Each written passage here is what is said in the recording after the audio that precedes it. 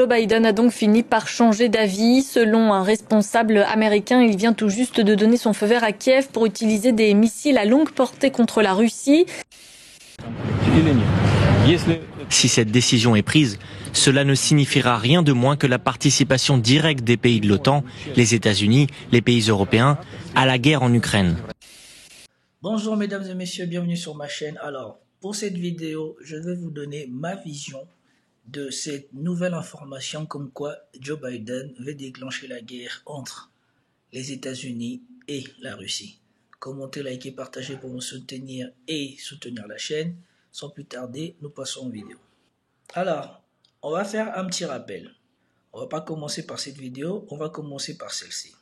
Rappelez-vous, il y a 2 mois après le 14 septembre, tous les chaînes propagandistes étaient persuadés que les États-Unis allaient autoriser l'Ukraine à tirer les fameux missiles Attack-MS en Russie.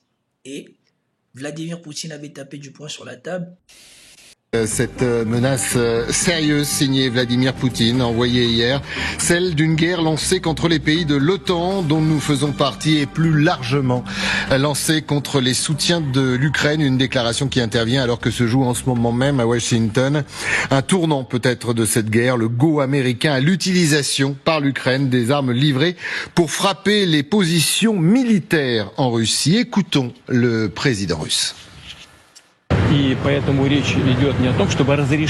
Il ne s'agit pas de savoir s'il faut ou non autoriser le régime ukrainien à frapper la Russie avec ses armes. Il s'agit de décider si les pays de l'OTAN sont directement impliqués dans le conflit militaire ou non.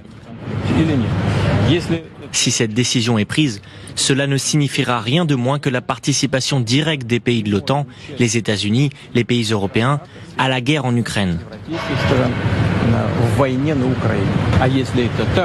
Si c'est le cas, alors en tenant compte du changement de la nature du conflit, nous prendrons les décisions appropriées en fonction des menaces auxquelles nous serons confrontés.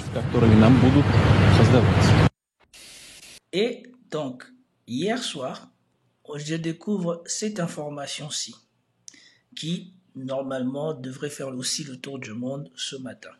Voilà ce qu'on nous dit ce matin. Joe Biden a donc fini par changer d'avis. Selon un responsable américain, il vient tout juste de donner son feu vert à Kiev pour utiliser des missiles à longue portée contre la Russie.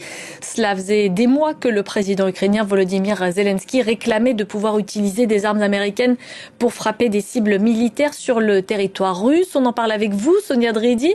Vous êtes notre correspondante à Washington. C'est un changement fondamental dans la politique américaine de Joe Biden. Joe Biden vient d'autoriser, ou en tout cas d'autoriser l'Ukraine à frapper le territoire russe avec les missiles américains, malgré le fait que la première fois qu'ils ont voulu essayer ça, Vladimir Poutine a dit que nous prendrons les mesures appropriées. Maintenant qu'il est à 2 doigts de se barrer et que Trump est hyper puissant et pourra facilement se défaire de toutes les choses qu'ils ont mis en place, parce qu'il a tout gagné, il a gagné la présidence, le Sénat, la Chambre, il a tout gagné.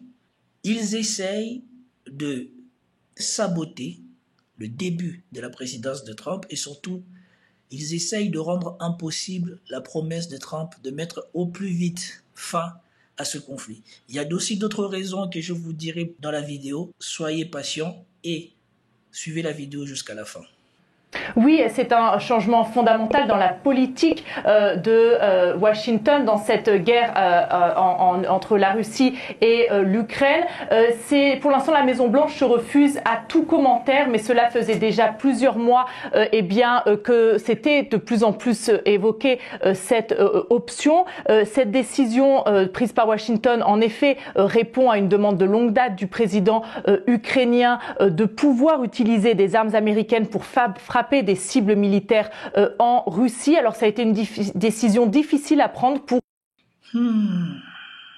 pour Joe Biden, selon certaines sources proches de la Maison-Blanche qui se sont confiées au New York Times, et notamment parce que ses conseillers étaient divisés sur la question. Certains craignent que cela représente une escalade majeure dans le conflit, que des installations militaires américaines puissent être prises pour cible par la Russie, mais le président américain se serait notamment décidé en réponse au déploiement dans la région russe de Koursk de troupes nord-coréennes pour lutter contre l'armée ukrainienne. C'est vraiment ce déploiement de troupes nord-coréennes qui aurait fini de convaincre le président américain d'autoriser l'Ukraine à donc utiliser des missiles de longue portée de fabrication américaine pour...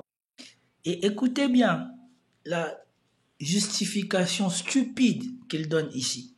Parce que les troupes coréennes sont venues porter main forte à la Russie, dans le territoire russe, Joe Biden, pour donner une leçon aux Coréens, va donner l'autorisation à l'Ukraine de tirer à l'intérieur de la Russie. Ce qui se passe, c'est que Joe Biden et ses partisans de la guerre s'inquiètent que leur manne financière, parce que l'Ukraine est pour moi juste une manne financière pour le secteur militaro-industriel américain, puisque à chaque fois qu'on vous dit qu'on accorde de l'aide à l'Ukraine, la plupart de l'argent n'arrive jamais en Ukraine. La plupart de l'argent est versé directement à l'industrie militaro-américaine qui prend l'argent pour les armes qu'elle va donner et prend l'argent pour la logistique qu'elle va mettre en place pour que ces armes-là atteignent l'Ukraine. Et donc l'argent, il n'y a qu'une toute petite partie qui arrive en Ukraine. Eux, là, ils savent déjà qu'avec Trump, parce que Trump n'est pas pro-guerre, une bonne partie de l'argent qu'ils ont encaissé grâce à l'Ukraine, ça va être fini. Et donc là, ils essayent de faire en sorte que la situation s'envenime encore plus pour pouvoir continuer dans cette voie-là et pour pouvoir rendre impossible ou en tout cas plus difficile pour Trump de réussir des négociations avec la Russie. Frappé en territoire russe. Alors cette décision, plusieurs officiels disent, ne va pas forcément changer fondamentalement le cours de la guerre, mais c'est un message envoyé aux Nord-Coréens. Et puis évidemment, ce n'est pas par hasard que cette décision ait été prise par le président américain alors qu'il n'a plus que 2 mois au pouvoir et qu'ensuite c'est Donald. Voilà, la vérité est là. Il prend cette décision puisque les conséquences, ce ne sera pas pour lui. Quand l'Ukraine va tirer et va se faire déchirer par la Russie en retour, les conséquences, ce ne sera pas pour Joe Biden, ça sera pour Trump. Voilà l'exemple même de lâcheté pour lequel cet homme n'aurait jamais dû être à la tête des États-Unis et pourquoi Kamala Harris ne devait pas arriver à la tête des États-Unis d'Amérique. Parce que Kamala Harris disait qu'elle allait poursuivre dans cette voie. Donc avec Kamala Harris, cette décision aurait été prise et on aurait poursuivi maintenant dans cette guerre avec une escalade de tension. Mais après, venez nous dire encore qu'on se trompe dans ce qu'on dit. Mais bon, les véritables raisons ne sont toujours pas celles-là. Je vais vous montrer les véritables raisons, en tout cas à mon sens, tout à l'heure dans la suite de la vidéo. Donald Trump qui va s'installer à la Maison-Blanche et qui a déjà signalé qu'il veut finir la guerre rapidement, qu'il n'enverra plus ou limitera fortement l'aide à l'Ukraine. Il y a peu de détails sur ce que veut faire Donald Trump dans cette guerre en Ukraine, mais notamment son vice-président a présenté un plan où il pousserait finalement les Ukrainiens à négocier avec les Russes, quitte à abandonner des territoires. Donc il y a une volonté de la Maison-Blanche d'aider au maximum les Ukrainiens avant que la prochaine administration s'installe à la Maison-Blanche. Donc nous apprenons que Joe Biden fait fi des conséquences pour les Américains parce qu'on rappelle que les Russes peuvent faire en sorte que les Américains soient atteints sans être ceux qui tirent sur les Américains, comme eux ils ont fait dans ce cas-ci. Les Russes, ils ont des bases en Syrie, où ils peuvent mettre à disposition leurs armes aux gens qui combattent les Américains. Voilà pourquoi les officiels américains ou les officiels militaires américains lui ont dit que cela représente un risque pour les bases américaines parce qu'il y a des bases américaines autre part dans le monde qui sont déjà sous le feu de l'ennemi. Et si jamais la Russie s'amuse à faire ce que eux ils veulent faire ici, les conséquences seront très dommageables. Mais bon, passons. Maintenant, commençons à rentrer plus en profondeur dans pourquoi Joe Biden fait ça. Premièrement, c'est cette séquence de LCI que je vous avais déjà montrée. Les Occidentaux, en tout cas les pro-guerre, les otanistes et les mondialistes savent déjà qu'il y a un grief entre Zelensky et Trump qui n'annonce rien de favorable à Zelensky. Il faut se rappeler aussi qu'au-delà du tropisme visible de Donald Trump vis-à-vis des autocrates et de Poutine en particulier, il déteste l'Ukraine. Il déteste Volodymyr Zelensky. Ça ne date pas d'hier pour lui, c'est l'Europe. C'est un petit bonhomme qui s'oppose à un autocrate. Il déteste ça. Et puis il y avait un grief très particulier en 2018, alors que déjà il y avait de l'aide militaire à l'Ukraine votée par le Congrès où le président n'avait plus qu'à mettre sa signature. Il était président, Donald Trump, il a refusé de le faire parce qu'il exigeait de Volodymyr Zelensky qu'un procureur ukrainien lance une enquête contre la famille Biden et d'éventuelles affaires faites par la famille Biden en Ukraine. Donc Trump préparait déjà la campagne de 2020 qu'il opposerait à Joe Biden, pardon. Donc ce petit pays qui résiste et ce petit bonhomme à la tête qui lui a résisté, car Zelensky a refusé, c'est insupportable. Et évidemment, il en fera bon marché à la première occasion. Et donc, ils savent déjà qu'il y a un grief. À l'époque où Zelensky et Trump étaient présidents, Trump avait demandé qu'on enquête sur Biden, mais Zelensky, il voyait plus loin que ça. Il savait que probablement, ou il avait l'assurance des gens qui avaient fait qu'il était arrivé au pouvoir, l'administration Obama, qu'ils allaient revenir par Joe Biden et que, voilà, il n'avait aucun intérêt à enquêter sur Joe Biden et à donner à Trump les moyens de battre Joe Biden. Et donc, ils savent que ça, il va le payer. Par conséquent, eux tous, les mondialistes, ils se sont réunis et ils essayent à tout prix de donner le maximum qu'ils peuvent donner à l'Ukraine et de rendre plus difficile les choses pour Trump dans sa relation avec la Russie et dans sa gestion du conflit ukrainien. Comme vous le voyez ici. Mais avançons toujours les véritables raisons pour lesquelles on précipite, ou en tout cas on en vient à risquer la guerre, je vais vous le donner à la fin.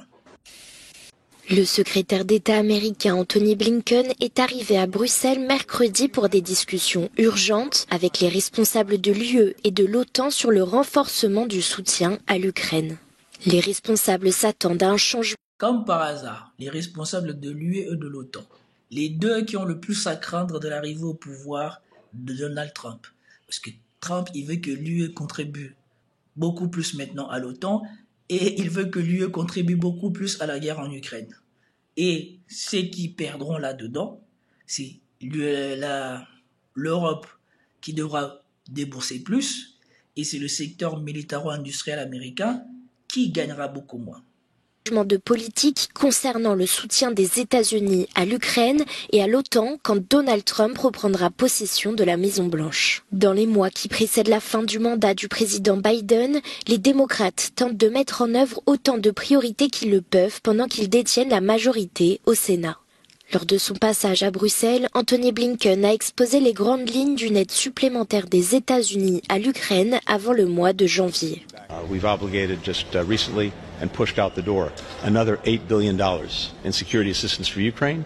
That was in September. Another almost $500 million just a few weeks. Ici, une chose attire mon attention. Il faut écouter les sommes qui sont allouées à l'Ukraine. On ne parle quasiment plus jamais en termes de millions. Quand il s'agit d'aider les gens, on fait de petits millions. Mais quand il s'agit de jeter de l'argent en Ukraine, c'est toujours en termes de billions de dollars. Quand on sait déjà la petite partie qui arrive en Ukraine, qu'est-ce que ça devient? On se demande bien d'où sort tout cet argent, tous ces billions et billions de dollars déversés sur l'Ukraine. And President Biden is committed to making sure that every dollar we have at our disposal will be pushed out the door between now and January 20th.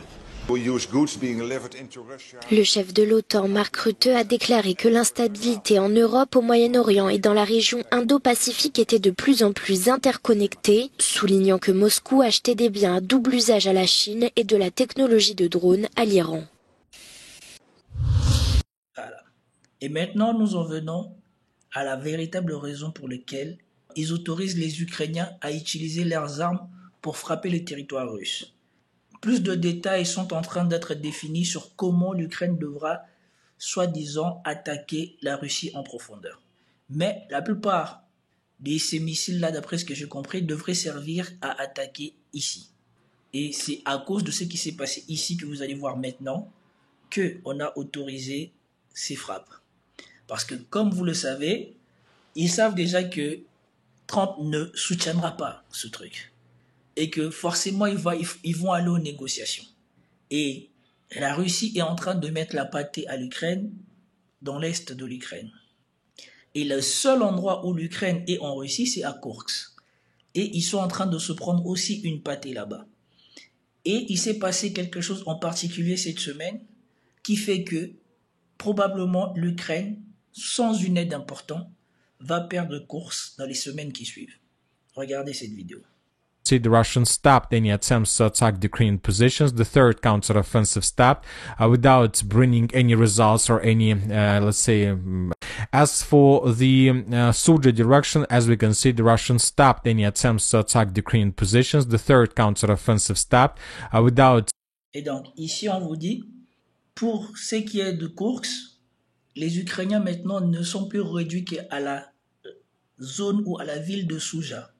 Et les Russes semblent avoir stoppé leur offensive sur le reste des Ukrainiens qui sont là. Et maintenant, là, il va rentrer dans des détails intéressants qui expliquent peut-être pourquoi on veut à tout prix armer les Ukrainiens pour qu'ils gardent cet petit espace qu'ils sont sur le point de perdre en Russie. Bringing any results or any, additional progress on the ground. The Ukrainian sources and the Russian sources published the video of consequences of Russian missile strikes on the bases and the temporary deployments point of the arm. Et ce que vous voyez ici, là, en petit, c'est ce qui s'est passé. C'est ça les conséquences qui ont été affligées à l'Ukraine, non pas à Sudzha, mais dans la partie ukrainienne. Et vous allez comprendre dans le prolongement de la vidéo. Armored forces of Ukraine, a little bit in the southwestern direction from the Sudzha direction. I'll remind you that since the beginning of November, when the Russians began the third counteroffensive, the Ukrainians were forced to concentrate the significant number of forces in this block. Voilà. Il vous dit que depuis début novembre, quand les Russes ont commencé l'offensive sur Kursk, les Ukrainiens ont rassemblé leurs unités de renfort ici. Ils les ont rassemblés ici. Les gens qui allaient combattre ou qui faisaient des rotations à Kursk pour essayer de garder leur position, ils étaient rassemblés ici, dans cette zone. And the Russians managed to discover all those forces, and since the beginning of November, the Russians were attacking this territory with lots of Iskanders. Et donc, ce que vous voyez là, c'est comment les Ukrainiens ont voulu cacher leurs unités qu'ils avaient ramenées dans la zone pour se battre à Kursk. Et vous voyez qu'ils les ont mis dans la forêt pour éviter que les Russes ne les repèrent. Mais les Russes les ont repérés. Et vous allez voir la suite qui montre pourquoi peut-être Joe Biden est prêt à risquer la guerre, en plus du fait de vouloir porter atteinte au début du mandat de Trump. C'est aussi à cause de ça. Parce que l'Ukraine est sur le point de perdre le seul petit truc qu'elle pense avoir par rapport à la Russie, si jamais elle devait négocier avec elle. Some cases in events when the Russians attacked the same place with 4 Iskanders in a row. For example, this is the video that was published on the 4th of November. 4 Iskander missiles attacked the same place and Ukraine suffered significant losses. Et donc on vous dit, quand les Russes ont découvert cet endroit, il arrivait qu'on ait plusieurs frappes d'Iskander sur la même zone en même temps. Et là, on vous montrait 4 frappes d'Iskander successives sur la même zone. Et donc, les unités qui étaient venues porter main forte à ceux qui souffrent à Koursk ou à ceux qui sont restés à Souja ont en grande partie été décimés, comme on l'a vu au début de cette vidéo, et comme on va peut-être... Today, as you can see, we start receiving first videos that confirm and show us the consequences of those attacks. Maybe this Iskander strike. Donc, voilà la raison principale de pourquoi on veut autoriser l'Ukraine à utiliser des attaques MS pour frapper à Koursk, soi-disant, pour que l'Ukraine ne perde pas le petit gain territorial qu'elle a eu en Russie. C'est parce que sans ça, les soldats ukrainiens qui sont à Souja ne pourront pas tenir. Parce que vous voyez ici leur ligne arrière où les gens qui étaient venus pour leur porter main forte ont subi des dégâts significatifs durant cette semaine. En tout cas, durant cette semaine, oui, parce que la vidéo doit devenir... Even were the main purpose of the Russian third counter-offensive. Maybe the Russians didn't want to attack the Suji direction at all. They just wanted to make some maneuvers and to force the Ukrainians to bring as many as possible forces to the line of combat contact, to the border, with the purpose to make rotations. And by those actions, the Ukrainians revealed their own positions, and then the Russians destroyed everything they managed to discover.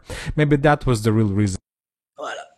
Donc, l'une des raisons qui cause toute cette agitation de Biden, c'est que Biden voudrait laisser à l'Ukraine quelque chose à négocier. Parce que s'ils n'ont aucun territoire russe, ils n'ont rien à échanger avec les Russes. Quitte à précipiter son pays dans l'inconnu, il est prêt à tout pour que l'Ukraine ne se fasse pas manger par les Russes. Parce qu'il sait maintenant que toutes les promesses qu'ils ont dit, ils ne pourront pas le tenir. L'Ukraine ne pourra pas battre la Russie, et particulièrement avec la présence de Donald Trump à la Maison-Blanche. Mais ce qui inquiète encore plus, c'est que certaines vérités commencent à sortir, qui sont celles-ci. Et nous sommes à présent en direct de Kiev, la capitale ukrainienne, où l'on retrouve Maureen Mercier. Maureen, d'abord, comment les Ukrainiens réagissent-ils à cette attaque ? Ils sont tout simplement épuisés. On est bientôt à 1000 jours de guerre à grande échelle. Vous faites réveiller à 5 heures du matin par ces explosions. Vous vérifiez que vos proches n'ont pas été touchés. C'est ça, la vie des Ukrainiens. Une jeune mère me disait ce matin qu'elle avait dû, par exemple, abriter sa fille de 5 ans dans une grande armoire à habits parce qu'elle n'a pas de cave chez elle et que c'est le seul endroit où elle peut éloigner sa fille des vitres. Voilà, donc c'est une nouvelle attaque massive. Mais je dois vous dire que le premier réflexe dans les villes comme Kiev, une fois l'attaque passée, c'est de continuer à vivre, et puis c'est de relativiser parce que tous les Ukrainiens ont des frères, des maris, des compagnons sur les 1000 kilomètres de front. Ils savent qu'en ville, malgré tout, ils sont infiniment plus protégés. Donc il y a cette décence, j'ai envie de dire, ce sont à eux, aux soldats qu'ils pensent. Alors justement, hier, dans une interview, le président Volodymyr Zelensky évoquait la possibilité d'un arrêt de la guerre en 2025. Comment ces propos ont-ils été accueillis par la population ? C'est compliqué parce qu'évidemment, personne, vous l'imaginez, plus que les Ukrainiens ne souhaitent plus la paix. On en revient aux soldats. Voilà la chose importante qu'on refuse de dire sur France 24 et sur LCI. Les Ukrainiens sont à bout. Ils souhaitent la paix. Volodymyr Zelensky le sait, il est de plus en plus lâché par sa population qui n'en peuvent plus. Ils sont à bout, ils veulent que ça s'arrête. Il sait qu'il ne pourra plus continuer à les sacrifier indéfiniment. Écoutez bien la suite de ce que dit cette dame. Imaginez ce que ça signifie que de devoir affronter un 3e hiver à risquer de se faire tuer dans des tranchées. Les Ukrainiens veulent la paix, mais ils veulent la sécurité, la garantie que si un accord venait dans les prochains mois à être signé, ils auront cette garantie que la Russie ne les attaquera plus jamais. Or, on le sait, il n'y a rien de tel à l'horizon. Suite à l'élection de Trump, à sa volonté de mettre fin à la guerre rapidement, l'angoisse est évidemment montée de plusieurs crans ici, parce que les Ukrainiens ont tout simplement peur d'être abandonnés, littéralement. Merci beaucoup. Voilà. L'autre raison qui pousse Joe Biden à faire ce qu'il a fait, c'est qu'il sait que Zelensky, militairement, il est à la fin. Au niveau politique, il est à la fin. Les Ukrainiens n'en peuvent plus. Les Ukrainiens, tout ce qu'ils veulent, c'est la paix et la garantie qu'ils ne revivront plus ça. Et les conditions à cela, ne semble pas arranger les Américains parce que ça veut dire renoncer définitivement à l'OTAN, devenir un pays neutre et oublier les territoires annexés. Donc, c'était tout pour cette vidéo. J'espère que vous avez apprécié. Si vous avez apprécié, commentez, likez, partagez. Je vous dis à plus tard. Peace out.